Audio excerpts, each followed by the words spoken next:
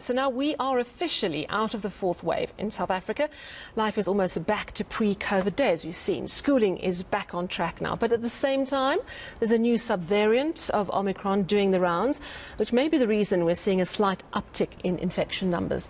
And we're also told that a fifth wave will come sometime mid-year. Let's speak to Professor Tulio de Oliviera. He's director of CERI, which is the Centre for Epidemic Response and Innovation. He's also the director of CRISP, the KwaZulu-Natal Research and Innovation Sequencing Platform. He and his team constantly monitoring how the virus is mutating. Prof, you're very busy. You've got two jobs, but I suppose they all deal with the same content. And the news that T cells do in fact help fight off Omicron, T cells which are part of the antibody set that we get from vaccination or from a natural infection, that is really great news. So does that mean essentially we're out of the COVID woods? Okay, thank you. Yeah, thanks, Sally, and good evening to all your listeners. Yeah, so what it means? This was fantastic results that came from South Africa just a week ago, and South Africa scientists begin to lead the world on at least COVID variants. Yeah. And what colleagues of ours, especially from University of Cape Town and WITS, we are also part of that main result show, is that the immune system has two different arms. Yeah, one of them is the antibodies, which is stimulated by vaccination and previous infection, and that one we know that decrease the effect of Omicron, decrease the effect of antibodies. But one thing that have been puzzling us, it is why people that have been vaccinated or previously infected with lower antibody levels could still be very well protected against severe disease and infection. And the answer is quite simple. That's the other arm of our immune system. That's called the T cells. Yeah. So that's basically the big soldiers of the immune system. And they stay quite at high level after vaccination. Yeah. For quite a while, much longer than the antibodies, and that seem what have been the main arm of the immune system that have keeping that as a new variant emerged, such as Omicron, we didn't translate that into deaths and hospitalization. So after my long answer, to keep the answer short, the main answer is that it looks that we are past the worst of this pandemic, at least in hospitalization and deaths. Which is fantastic news. It really is. And it's great news to know that the T cells last longer and they can fight off infection once it enters the body. But at the same time, we're hearing about the subvariant of Omicron, BA2, circulating in South Africa. We understand it is probably responsible for a very slight uptick that we've seen in our infection rates in the last week or so. What do we know for sure about it? Is it more transmissible than Omicron? Is it more or less dangerous?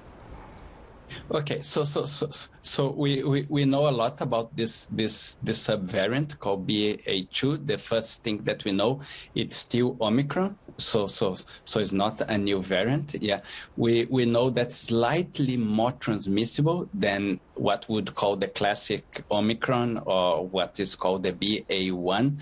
But also what we know is that the vaccines, and the two arms of the immune system that the vaccines generate, such as the antibodies and the T cells, which we just mentioned, is still very effective against the BA2. So especially to South Africa is nothing to really worry. Yeah, what we do as scientists, we are alerted, so we are following the increase of this sublineage. But at the moment, given with our high population immunity and increasing vaccination, and that's just another call for people to get vaccinated, or the people that need the booster, to get a booster, especially as before we come the winter. And if we keep vaccinating, and and we will be out of the woods even with this BA2. So at the moment, it's nothing to worry. We have informed very early our Minister of Health, our Minister of Science and Innovation, and also the public that we are following this subvariant, but at the moment is not of concern. And at the moment, we cannot really tease apart if there is likely uptake of infections is because this new subvariant, or is because schools and university and business come with more contact. Yeah. Right. The fifth wave, we were told by the health department, I think due sometime mid-year.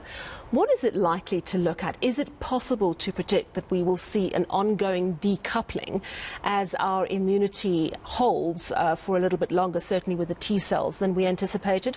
Or is there still a risk of a more transmissible and more dangerous variant popping up and changing the game completely?